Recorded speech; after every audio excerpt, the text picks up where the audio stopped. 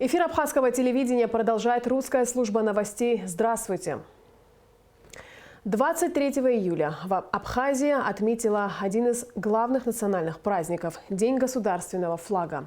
Флаг для нашего народа не просто атрибут государственности. Это отражение истории, победы и свободы нашей страны.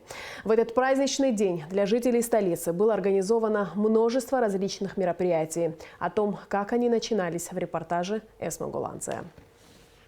День начался с возложения цветов к мемориалу погибших в Парке Славы. В церемонии приняло участие руководство страны во главе с вице-президентом Бадре Гунба, а также представители организаций, общественные деятели и молодежь.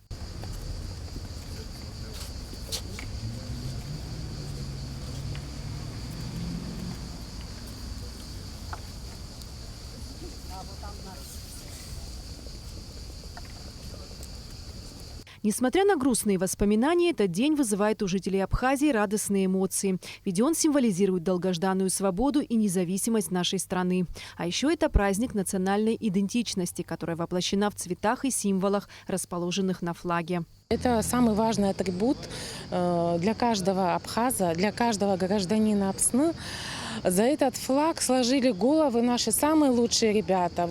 И самое главное, я считаю, не подвести их, чтобы все эти жертвы, чтобы их жизни, их головы не зря были сложены. Они хотели, чтобы мы все были счастливы. Я хочу поздравить наш народ с Днем флага, чтобы в душе тоже был праздник, как и сейчас везде у нас в городе праздник, чтобы в душе такой был праздник. Желаю всем счастья, мирного неба, чтобы все эти неприятности, пандемии, все прошло мимо стороной и все. Чтобы все девочки нашей Абхазии, самые красивые, вышли замуж, нашли достойных ребят, чтобы достойные ребята имели, тоже нашли своих спутников, чтобы пожилые люди были... проводили свою достойную старость, чтобы много рождалось у нас детей. Всем счастья. Поздравляю жителей Абхазии с Днем флага. Что ты пожелаешь? Чтобы все были здоровыми, счастливыми и мир нашей Абхазии. Впервые масштабно День абхазского государственного флага начали отмечать в 2010 году. Сегодня праздник неизменно сопровождается народными гуляниями с участием детей и взрослых, различными мероприятиями и акциями. Для создания у горожан праздничного настроения по улицам столицы курсирует вот такой автомобиль. Из колонок громко звучит национальная музыка. На ветру развивается главный символ – абхазский флаг.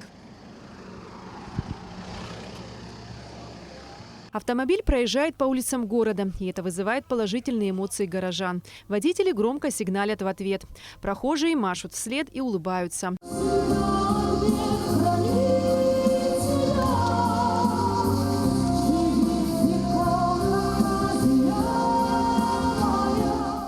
Организаторами всех праздничных мероприятий являются Государственный комитет по делам молодежи и спорту при поддержке Министерства культуры, а также Всемирный Абхазо-Абазинский конгресс. Наши друзья из компании «Аквафон» предоставили нам автомобиль. Дальше уже техника, работа на свежем воздухе, в хорошую погоду, конечно, она заряжает атмосферой своей. И мы видим, практика показывает, что это очень хорошая идея, и подобные акции мы будем проводить на наших праздниках. Праздничные мероприятия продолжились на набережной Махаджиров народными гуляниями и концертом. Эсма Гуланзе, Степан Мартиросян, Абхазское телевидение. Да, традиция продолжилась и в этот раз. Народные гуляния, танцы, песни, праздник на набережной Махаджиров, а затем и на Театральной площади собрал множество людей разного возраста.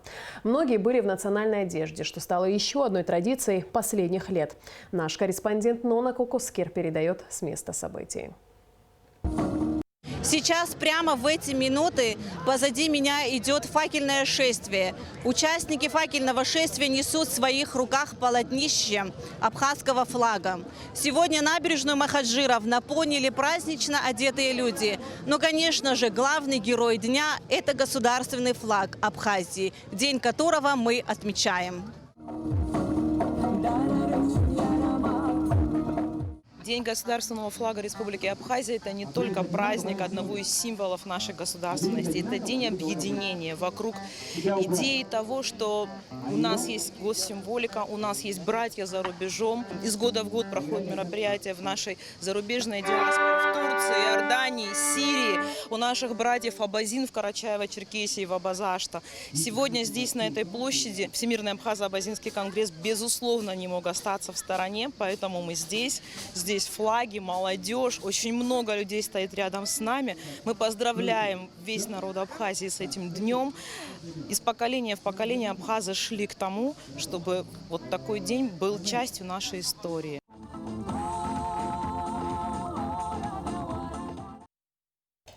Подробный репортаж о праздновании Дня государственного флага смотрите в нашем эфире в пятницу. Президент Аслан Бжаня поздравил народ Абхазии с Днем государственного флага. Государственные символы Абхазии являются ровесниками современного абхазского государства. Под предводительством основоположника абхазской современной государственности Владислава Григорьевича Ардзинба 23 июля 1992 года был утвержден государственный флаг Республики Абхазия по эскизам известного художника, большого патриота Абхазии Валерия Гамгия. С нашим флагом шли в бой защитники Родины в период Отечественной войны народа Абхазии. Абхазский флаг стал знаменем победы. Сегодня государственный флаг Республики Абхазия служит символом достижения нашего народа, и мы свято чтим его и гордимся им. Процветание и стабильности в стране зависит от каждого из нас. Мы сможем этого добиться только вместе, сохраняя мир, единство и согласие, отметил в своем поздравлении Аслан Бжаня. В селе Ктол возложили цветы к памятнику Валерия Гамгия. Валерий Гамгия – известный мастер геральдики. Именно он является автором современного государственного флага и герба нашей страны. Кроме того, он также является и автором ряда государственных наград – Ордена Леона, медали Героя Абхазии за отвагу. Почтить память Валерия Гамгия пришли вице-президент Бадра Гунба, руководство Чемчирского района, общественность.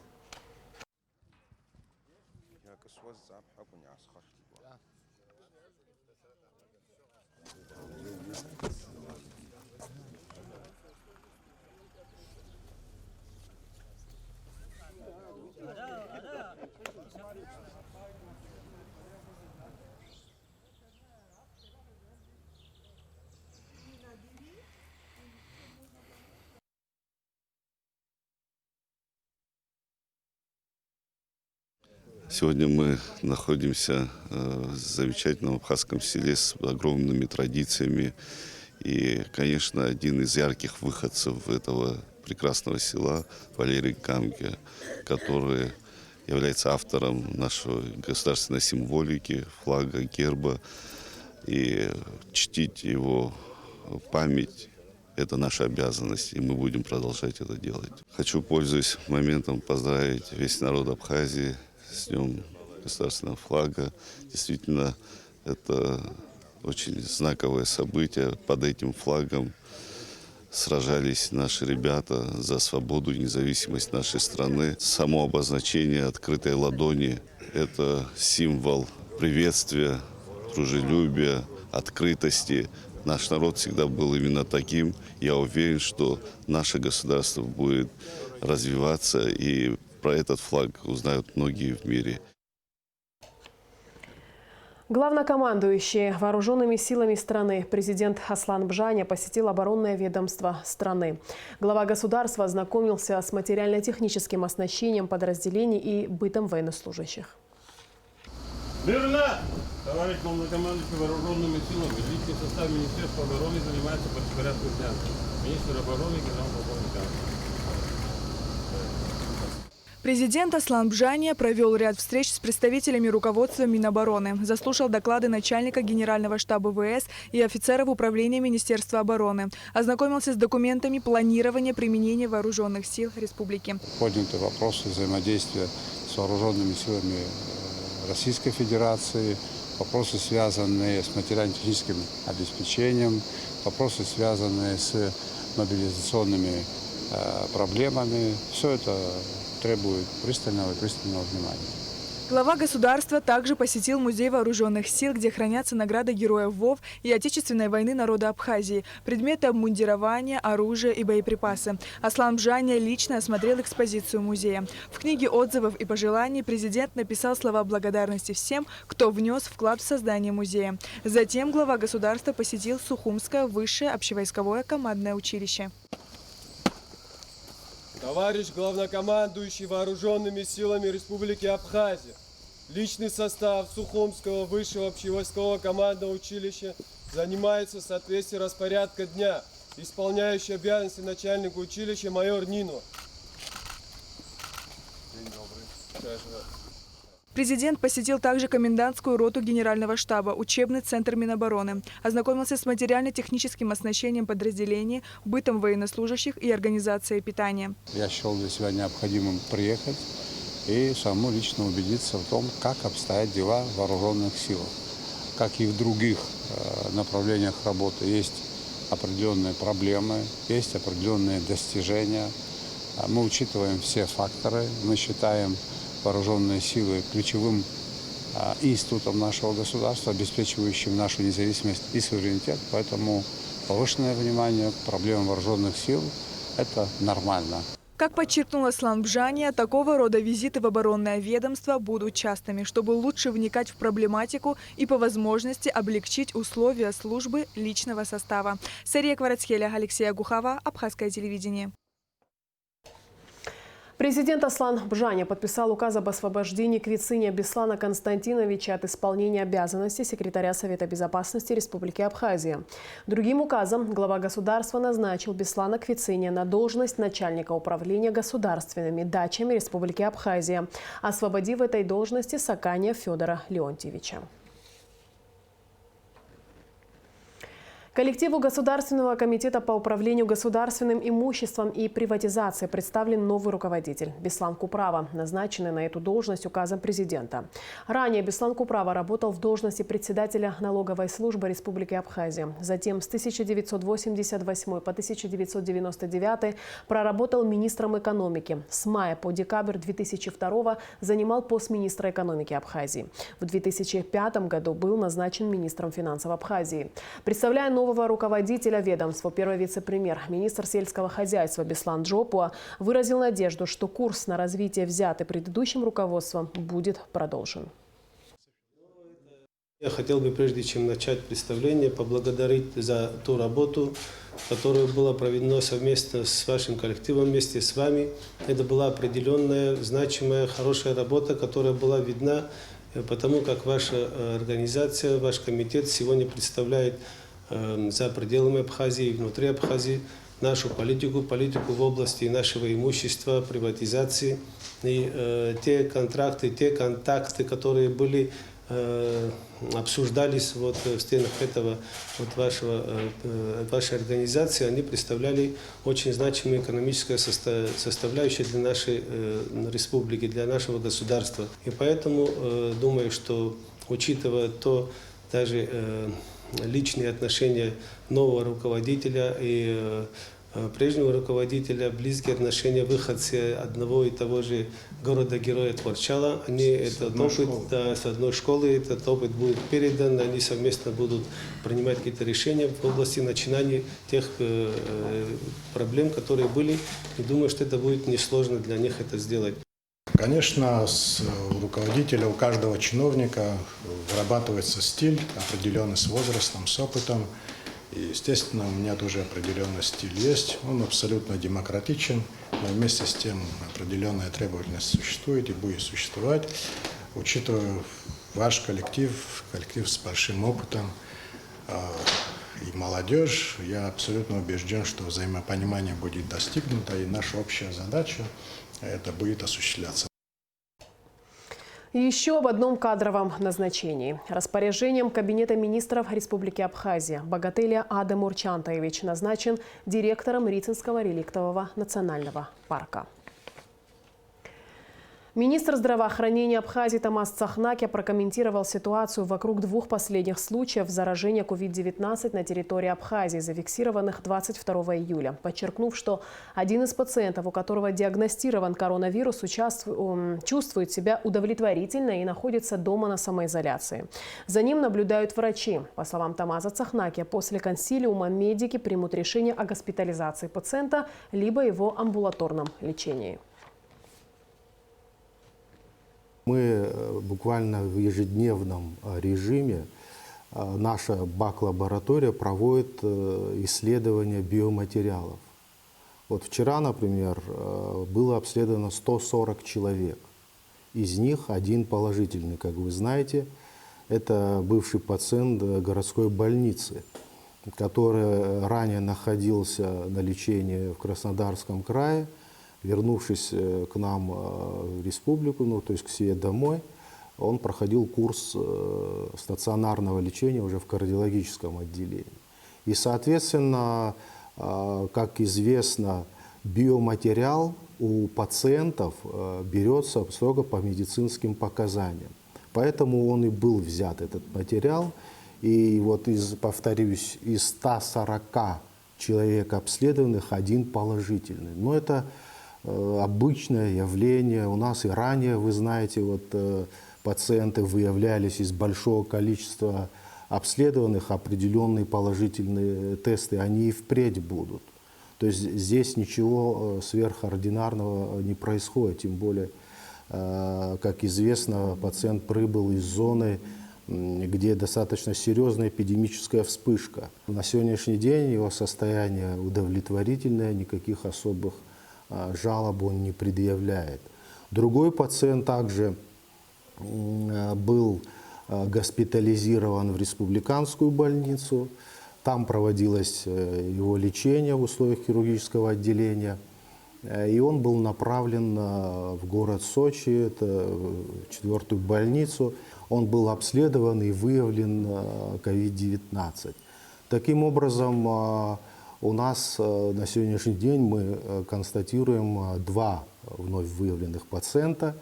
Безусловно, как и прежде, есть определенный режим работы санитарно-эпидемиологической службы, который занимается на сегодняшний день, и со вчерашнего вечера, и по сегодняшний день эпидрасследованием. Практически все контактные лица установлены.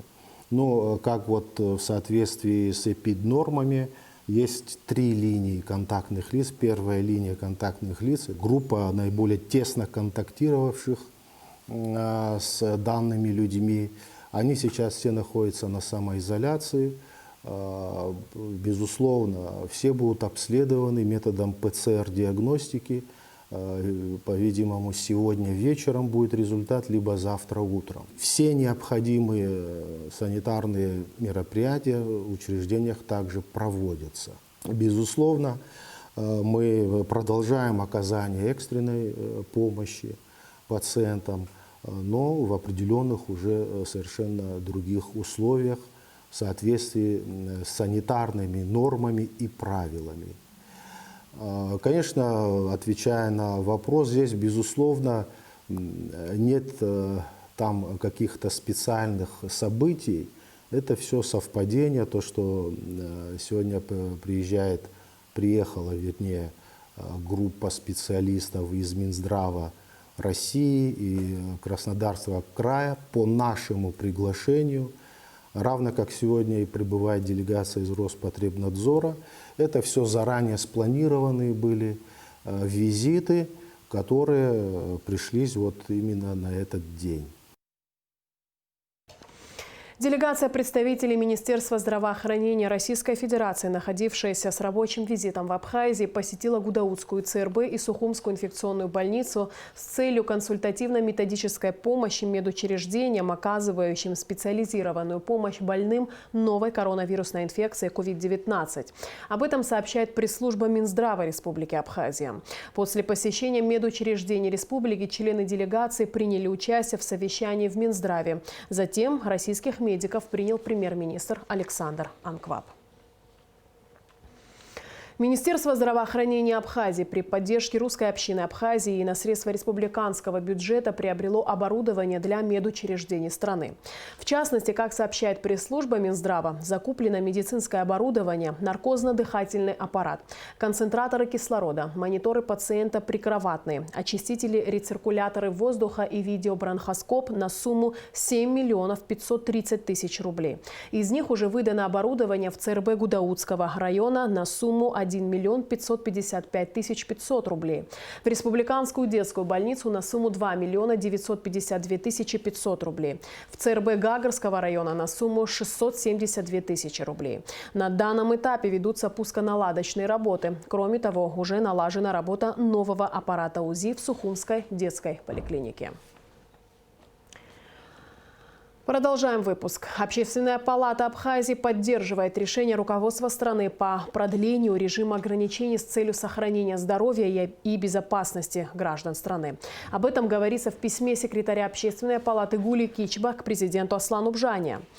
Принятые ранее меры по предотвращению распространения пандемии на территории Абхазии мы оцениваем как необходимые и своевременные, отмечается в частности в письме. Сегодня общественность Абхазии простилась с Владимиром Авицбо, заслуженным журналистом Абхазии, кандидатом исторических наук, государственным деятелем республики, дипломатом, членом Союза журналистов СССР и Абхазии. Владимир Авицбо в разные годы был на комсомольской и партийной работе, являлся заведующим отделом и заместителем редактора газеты «Апснокопщ», работал в аппарате Абхазского обкома партии, был первым секретарем Тхварчалского горкома партии, секретарем Абхазского обкома партии. Избирался депутатом Верховного Совета Абхазской АССР 3 созывов. С 1994 по 2014 годы Владимир Авицбо был полномочным представителем Абхазии в Турецкой Республике. Ему присвоен высший дипломатический ранг – чрезвычайный полномочный посол. В последние годы работал в Абхазском институте гуманитарных исследований. Награжден орденами Ахзапша 3-й степени и знак почета медалями СССР. Проститься с ученым пришли государственные и общественные деятели Абхазии, коллеги и друзья Владимира Авицбо. Это был человек очень большой души, большого сердца, очень большого опыта жизненного, очень знающий человек в многих областях. Языки знал прекрасно, знал историю прекрасно, литературу многих народов. Когда вот его послал Излав Григорьевич в Турцию, в 1994 году, то это, конечно, было очень верное назначение, поскольку он идеально подходил к такой роли сплочения абхазской диаспоры и установления контактов с Турецкой Республикой, нашим соседом. На Сухумском центральном рынке каждый четверг будет продаваться живая рыба. Спецмашина прибывает из чернореченского форелевого хозяйства села Бармыч. Покупателям предлагаются форель, карп и белый амур. По словам директора форелевого хозяйства Рождена Агрба, если будет спрос, то планируется доставлять свежую рыбу каждую неделю. В этом году спецмашина впервые доставила рыбу на Сухумский рынок.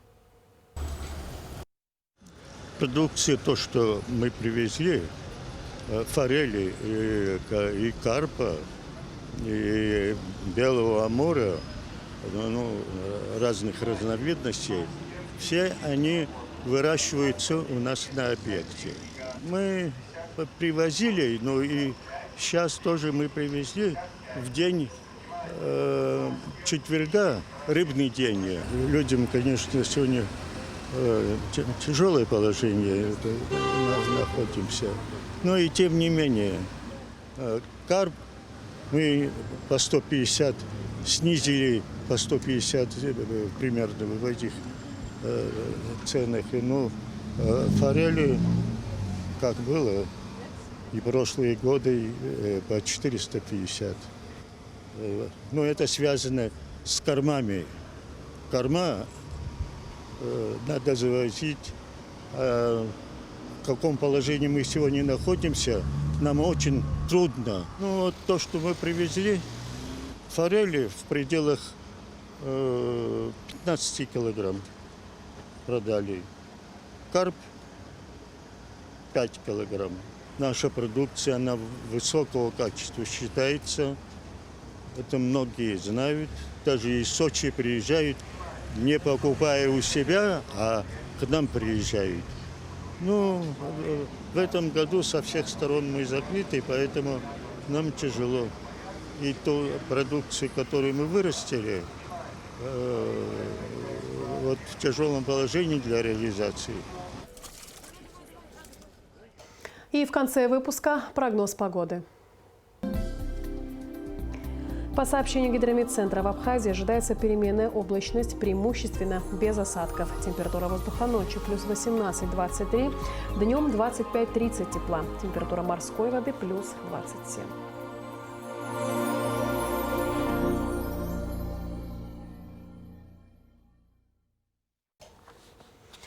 На этом наш выпуск завершен. Всего доброго и до встречи в эфире.